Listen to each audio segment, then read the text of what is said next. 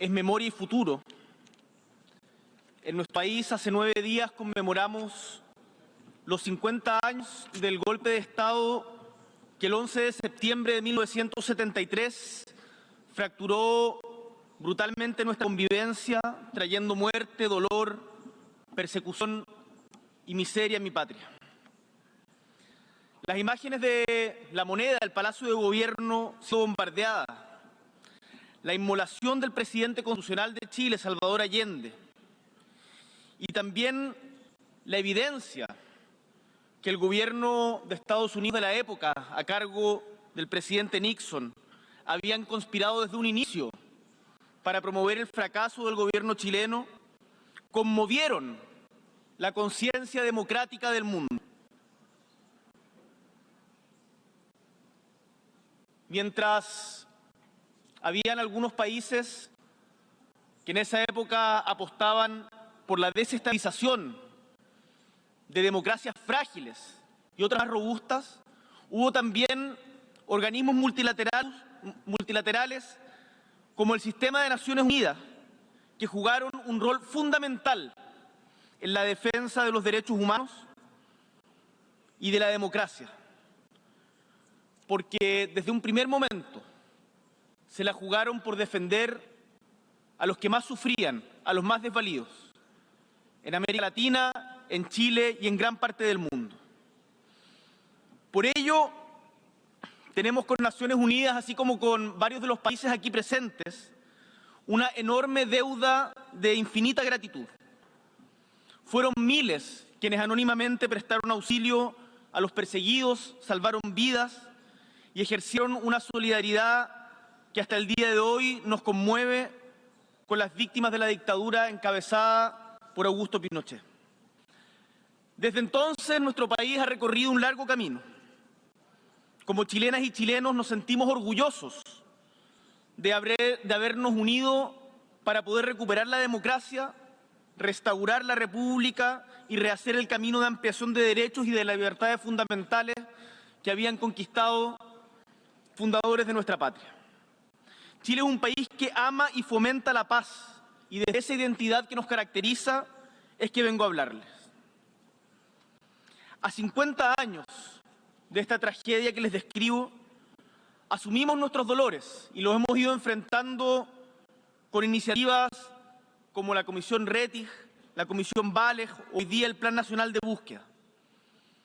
Pero consecutivamente Chile es un país que progresa porque hemos sacado lecciones de nuestro pasado. Estamos reviviendo nuestro pasado para poder construir un mejor futuro. Y desde ese aprendizaje nos proyectamos a los desafíos que nos plantea el presente. Y yo diría que el principal, y con el cual estamos mayoritariamente de acuerdo, y lo he escuchado en los discursos que nos han antecedido, es que los problemas de la democracia siempre deben resolverse con más democracia y nunca con menos. Y que un golpe de Estado jamás es inevitable. La democracia siempre ofrece alternativas. Aprendimos también que los derechos humanos son una base ética irrenunciable en la acción política y que los derechos humanos no tienen un color político y deben ser promovidos y defendidos en todo tiempo y en todo lugar. Y su condena debe ser clara sin importar cuál sea el color del gobierno que los vulnere. Este es un principio que hemos sostenido y seguiremos sosteniendo, en especial como miembros del Consejo de Derechos Humanos de Naciones Unidas. Aprendimos a través de nuestra historia también que la democracia es frágil, que no está garantizada para siempre y que por lo tanto debemos cuidarla, que la violencia no es aceptable como forma de acción política en democracia y que debe siempre prevalecer el diálogo entre quienes piensan distinto, lo que también aplica a las relaciones entre los países. Por eso quiero reafirmar la vocación profunda de Chile por el multilateralismo y los mecanismos pacíficos de solución de controversias. Aprendimos también, y esto creo que es importante destacarlo en tiempos de polarización, que cuando logramos unirnos en pos de objetivos comunes podemos avanzar de manera plural por el beneficio de nuestros pueblos. Porque es cierto, y quien quiera que siga el debate en nuestro país podrá ver que en Chile persisten grandes diferencias, pero también hay grandes consensos. Y es así como en conjunto, con los 4 expresidentes y presidenta vivos actualmente, y mi persona firmamos un compromiso de cara al futuro por la democracia y los derechos humanos. E invitamos a otros líderes de Estado también a adherirlo. Y también, incluso en los momentos de más algidez política, somos capaces, oficialismo y oposición, de juntarnos para buscar caminos que nos permitan salir de los entrampamientos y poner a nuestro pueblo por delante de nuestras legítimas diferencias. Y es así como en conjunto, insisto, en conjunto, oficialismo y oposición, vamos armando camino para poder atender a las demandas de nuestro pueblo.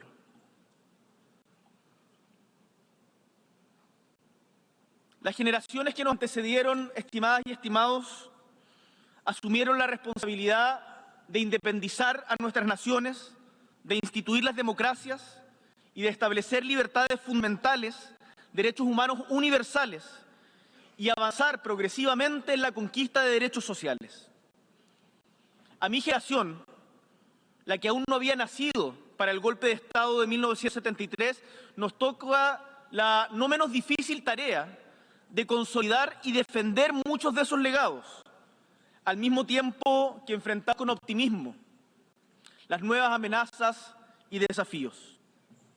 Señor presidente, estimados miembros de la Asamblea, hoy quiero plantearles 3 tareas urgentes a las que humildemente creemos en mi patria que debemos abocarnos, que coinciden con mucho de lo planteado en esta Asamblea hoy día. Es tarea urgente y número 1, cuidar la democracia.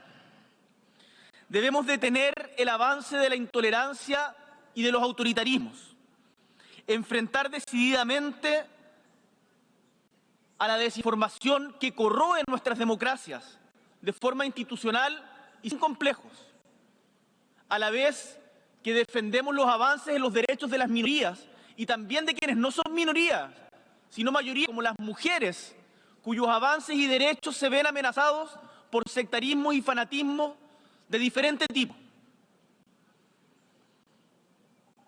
Tenemos, estimados y estimadas, que atender a las causas profundas de la desafección que genera la democracia, porque vemos con preocupación que su pérdida o su fragilidad hoy día puede que no se exprese en los golpes de Estado del siglo XX, sino que tenga nuevas formas, incluso algunas con apariencias de mayoría.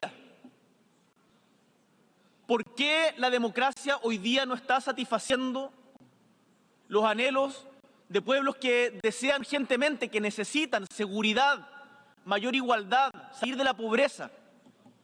La democracia tiene que ser capaz de entregar resultados y debemos abocarnos con mucha fuerza a ello. Cuando las instituciones tardan en dar respuesta o no lo logran a tiempo de forma clara, la corrupción, el crimen organizado, las múltiples desigualdades, todos esos desafíos que van corroyendo nuestras instituciones, la población deja de confiar. Por eso, cuidar la democracia, estimadas y estimados, implica hacernos cargo de las frustraciones, los anhelos y las necesidades de la ciudadanía, canalizando los desafíos que imponen nuestro tiempo y avanzando con acciones concretas, con mayor libertad, prosperidad, justicia social, sostenibilidad y poniendo siempre el interés colectivo por delante de los intereses individuales, en particular de los intereses individuales de quienes tienen más poder, entre ellos de nosotros como gobernantes. En este sentido, también defendemos el respeto irrestricto a los derechos humanos como avance civilizatorio independiente de qué gobierno esté en el poder. Por eso me siento en el deber, como hemos señalado en otros foros internacionales, de denunciar ante esta Asamblea y el mundo la persecución que hoy día vive todo quien piensa distinto del gobierno del régimen dictatorial del señor Ortega y Murillo en Nicaragua, en donde no solo se prohíbe su participación en elecciones, sino que se les persigue, se les priva de nacionalidad, se les allanan sus casas y se les priva de derechos políticos. A su vez, estimados y estimadas, tenemos que pensar conjuntamente que cualquier solución a los problemas pasa necesariamente por un diálogo multilateral. Y por eso tenemos que decir con claridad que cuando se imponen sanciones de manera unilateral, no se está aportando a la solución.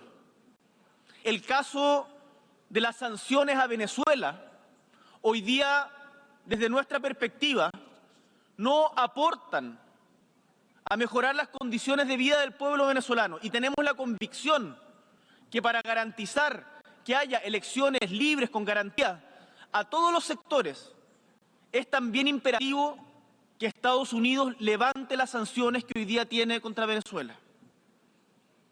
No podemos sino decir que lo mismo nos violenta respecto a las sanciones hace tanto tiempo establecidas sobre Cuba. Y en esto quiero ser muy claro. Declarar que Cuba es un país que promueve el terrorismo no solo es falso, sino que nos violenta. Y por lo tanto instamos a Estados Unidos a seguir la línea que en su momento tuvo el gobierno de Barack Obama, cuando lo sacó de esa infame lista, que ya lleva 3 años repitiéndose y que tanto daño le hace no al gobierno, al pueblo cubano que no lo merece. También nos sentimos en el deber de alzar la voz ante 2 conflictos que desgarran desde diferentes épocas a nuestra humanidad.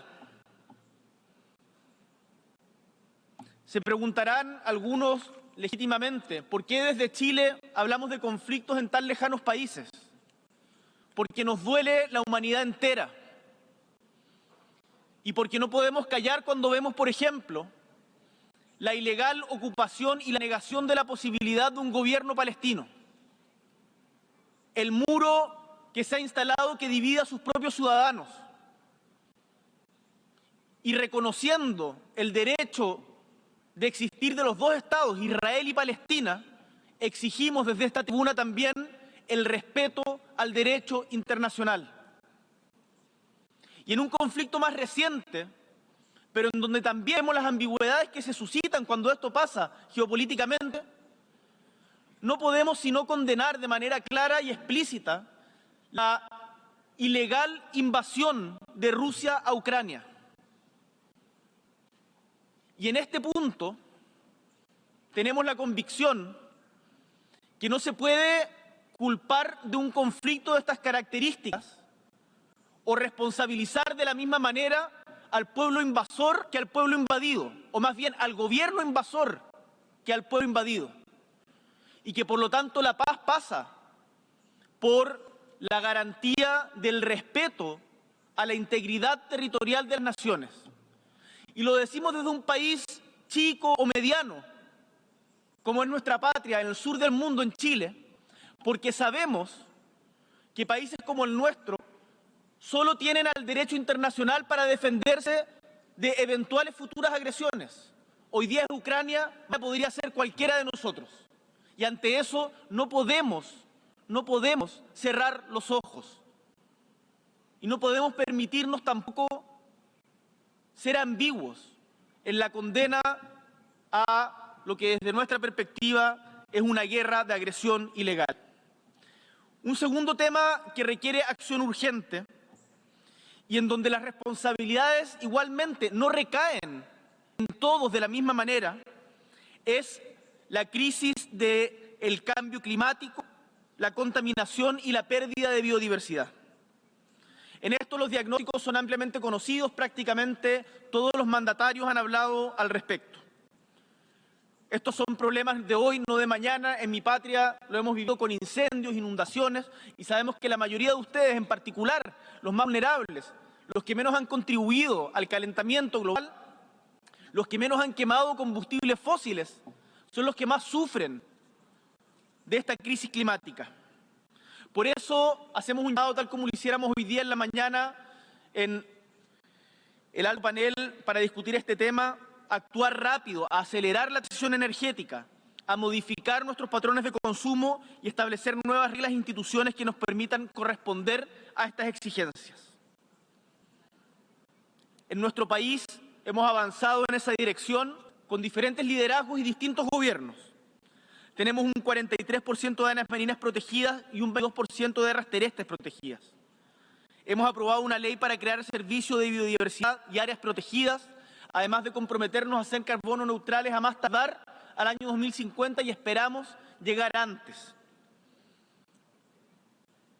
Sin embargo, el cambio climático nos ha enfrentado a amenazas que son cada vez más frecuentes y complejas. Hoy sufrimos una severa sequía que, pese a las lluvias de este año, que a su vez trajeron consigo inundaciones en una tierra que había perdido la costumbre de recibir el agua que le da vida,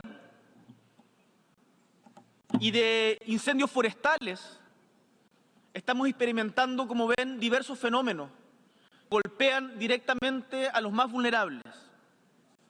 Sabemos que esto se aplica en otras latitudes. Las devastadoras inundaciones ocurridas en Libia, a las que hacía referencia el secretario general, en su alocución del día de ayer.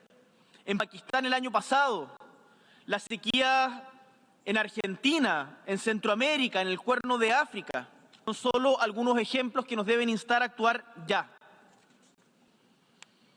Por eso se necesita más, y quiero hacer un llamado responsablemente a los países con mayor actividad industrial a que asuman una ética de la responsabilidad que sea no solamente más respetuosa con el medio ambiente, sino que también sea más solidaria con quienes, como por ejemplo las pequeñas islas del Pacífico o de Oceanía, están sufriendo los efectos, o de Centroamérica, del Caribe, están sufriendo los efectos más devastadores de la crisis climática, los daños y prejuicios de esta crisis que no provocamos. De Chile estamos promoviendo con fuerza acuerdos internacionales para la protección medioambiental y, entre otros esfuerzos, el año pasado impulsamos la Coalición de las Américas por la protección de los océanos y este año firmamos el Tratado de Conservación y Uso Sostenible de Biodiversidad Marina, BBNJ, y hoy reitero ante esta Asamblea nuestra voluntad y disposición para que Valparaíso, puerto histórico de América, perla del Pacífico, sea sede de la Secretaría de este tratado. Cuenten con nosotros para su desarrollo y para la contribución a un desarrollo más justo, sustentable y equitativo. Y por último, el tercer desafío creemos que tiene relación con el cambio tecnológico, que solo es comparable con la revolución industrial de mediados del siglo XVIII y que está cambiando de forma drástica nuestra manera de relacionarnos, nuestra manera de pensar, de producir, de trabajar. Hace poco veíamos cómo en un pueblo en España una madre denunciaba a unos jóvenes que habían utilizado inteligencia artificial para desnudar a sus compañeras de clase, mancillándoles no solo la honra, sino también su derecho a ser persona, a tener integridad, a tener privacidad. Cada gran transformación tecnológica siempre ha sido en la historia de la humanidad una gran oportunidad para construir sociedades más justas, pero también, si lo hacemos mal, puede ser fuente de nuevas injusticias. Y en este contexto es deber de todos establecer consensos multilaterales para dar un marco ético al desarrollo y al uso de nuevas tecnologías, como el caso de la inteligencia artificial. Requerimos un marco que incorpore la perspectiva de derechos humanos a la investigación e innovación tecnológica, considerando el resguardo y fomento de la libertad y la dignidad de las personas y los pueblos, así como las necesidades del desarrollo sostenible. Las sociedades tenemos que avanzar y de ello no nos cabe duda, pero tenemos que hacerlo de forma responsable.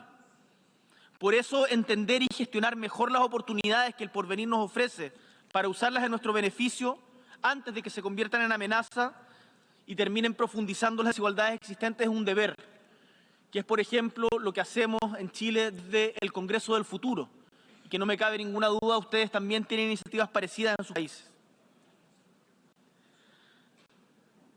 Con humildad pero también con orgullo puedo afirmar que nuestro país hoy día tiene condiciones para ser un referente latinoamericano de cara al futuro de la inteligencia artificial y vamos a trabajar firmemente en esa dirección. Democracia es memoria y futuro. Y es por ello que queremos que el desarrollo tecnológico sea una herramienta de unión y no de división, que promueva el empoderamiento en conjunto de la sociedad, que enfrente el fenómeno de la desinformación, que apoye sobre todo a los sectores más vulnerables y que no signifique una profundización de las inequidades existentes tanto a nivel global como al interior de nuestros países. Termino diciendo que los desafíos que enfrentamos requieren de soluciones audaces y colectivas, porque ninguno de nosotros, ni siquiera el país más poderoso, puede enfrentar estos desafíos por sí solo. Los fenómenos migratorios, la crisis climática, las pandemias, no tienen fronteras ni banderas. Nos afectan a todos los países del mundo.